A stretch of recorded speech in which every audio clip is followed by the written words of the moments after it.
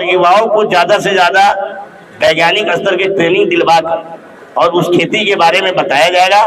और जो भी सब्जी नौतन बैरिया में उगता है, निकलता है, उसको ट्रेनों के माध्यम से इस जिला में ना बेच के आप उसको पटना, गोरखपुर, इन सब जगहों पे भेजने का काम किया जाए कि ज्यादा से ज्यादा किसानों को मुनाफा हो सके। और मक्का का यह बहुत बड़ा उत्पाद होता है नौतन बैरिया के अंदर में।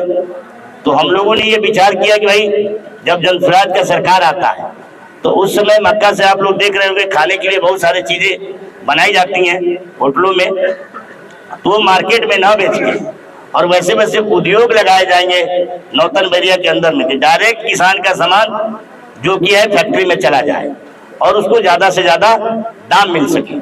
ये सारी योजनाएं बनाई गई हैं, लेकिन पहले जनसुराज को आने दीजिए, उसके बाद दिखेगा कि आम जनता के लिए क्या हो रहा है, बच्चों के लिए क्या हो रहा है, माता बहनों के लिए क्या हो रहा है और किसानों के लिए क्या हो रहा है। आपके विधानसभा क्षेत्र में बैजुआ आता है, मसान ढाबे आता है, इसमें जो है हमेशा पानी लगा रहता है, बाढ़ एरिया है, उसके लिए क्या योजना बनाए?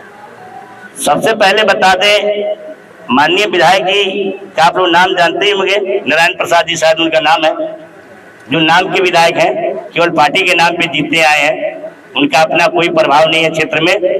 आज भाजपा उनको टिकट दे रही है तो 2 बार से विधायक है। एक बार तो वो बोले थे कि भाई हमको एक लकड़ी दे दीजिए चाहे एक वोट दे दीजिए, तो लोगों ने कहा कि लकड़ी देने से अच्छा है कि इनको एक वोट ही दे दिया जाए।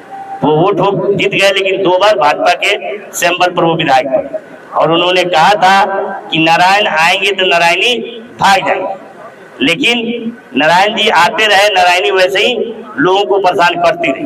बैजुआ की जो आप बात कर रहे हैं, दियारा एरिया क्षेत्र में वो गांव है, जनसुराज के वहां लोग गए हैं, बहुत बार जाके वहां लोगों से मिले हैं और उसके लिए प्लान बनाए गए हैं कि जब जनसुराज की सरकार आती है तो बैजुआ को सबसे पहले एक पुल दिया जाएगा जो डायरेक्ट उसको मतलब इधर आने का सुविधा हो और वहाँ के लोगों को अच्छा से अच्छा सड़क, बिजली, ये सब सारा चीज, स्कूल वगैरह मुहैया कराया जाएगा जिससे बच्चे पढ़ सके और वहाँ की समस्याएं दूर हो। अच्छा, बैरिया में पुल का मुद्दा जो है हमेशा से उठते आ रहा है, इस साल भी उठा था, मगर लोगों का जमीन अधिग्रहण में मुआवजा कम मिलने की वजह से लोग नाराजगी दिखाए, उसके बाद से ठप हो गया। तो आप बताइए, यदि आप सत्ता में आते हैं तो उस पुल के लिए क्या कीजिए?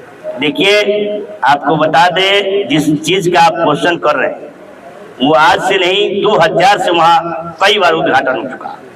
सन 2000 से लगभग हमको लगता है कि 5-6 बार वहाँ पुल के उद्घाटन किए गए अलग अलग नेताओं के द्वारा। ये एक दिखावा है, जैसे मैंने आपने कहा कि किसानों की जो भूमि अधिग्रहण की गई, तो आप समझ लीजिए, आपको बता देते हैं कि उनको ना पुल बनाना है ना रोड बनाना है, ठीक है। वोट का ये फंडा है कि हम पब्लिक को, जनता को एक लालच देके और उससे हम अपना वोट ले लें, फिर सरकार बन जाएगी तो 5 साल के बाद देखा जाएगा, फिर कोई नया झूठ परोसा जाएगा।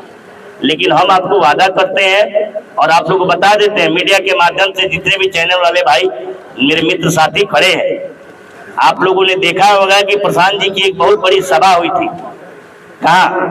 पखनाहा हाई स्कूल में 29/6 को। लेकिन सभा समाप्त होने के बाद प्रशांत जी किस एरिया से निकले? पश्चिम के साइड से गए। पूरब साइड से निकलते हैं तो बेतिया आते हैं और पश्चिम साइड से निकलेंगे तो आप नदी की तरफ जाएंगे। प्रशांत जी को हम पश्चिम साइड की तरफ से ले गए और जाके उनको नदी को दिखाया कि भैया इस नदी से ये नौतन बैरिया बहुत मतलब बर्बाद हो रहा। हम लोग को जब मान लीजिए जनता जनार्दन मौका देती है और जब जनसुराज का सरकार आता है तो इस नदी को दुरुस्त भी करना है और यहाँ पे बहुत नेताओं ने वादे किए पुल बनाने के लिए, लेकिन कोई आज तक कर नहीं पाया। तो यहाँ एक पुल भी बनाना है जिससे कि उत्तर प्रदेश यहाँ से बगल में है, हमारे चंपारण को अच्छा विकास मिल सकेगा, युवाओं को जाने में। ये आपको बता दें कि बहुत सारे लोग जो है वो पुल बनने नहीं देना चाहते हैं, जिस वजह से केवल उद्घाटन होता है, वो पुल नहीं बन पाता है। लेकिन जनसुराज जब आएगा तो आप लोग को ये पूरा भरोसा दिलाते हैं कि वहाँ पुल भी बनेगा और नारायणी को दुरुस्त भी किया जाएगा और जिससे नौतन बैरिया खुशहाल भी बनेगा। जैसे आपने ब्लॉक और अंचल और थाना को लेकर आपने बात की है, जैसे ब्लॉक में खुशखबरी, अंचल में खुशखबरी और थाना में जो झूठे मुकदमे होते हैं, अगर आपके भरोसे के साथ अगर आपको नौतन के जनता विधायक बनाकर विधानसभा में भेजती है तो आप क्या कीजिएगा उसमें?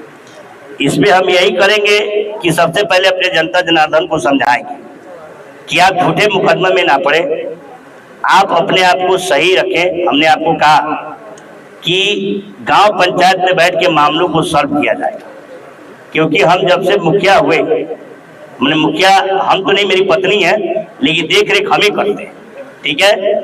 तो हम आपको बता दें कि जब से हम इस कार्यक्रम में आए, हमने आपस में लड़ने वाले लोगों को एक साथ एक थाली में बैठा के खिलाने का काम किया। यही कारण है कि 3 बार से आज आपके सामने मेरी पत्नी जो है मुखिया बनी। आपस में लोगों को जब लड़ने से रोका जाएगा तो थाने पुलिस कुछ नहीं कर पाएगी।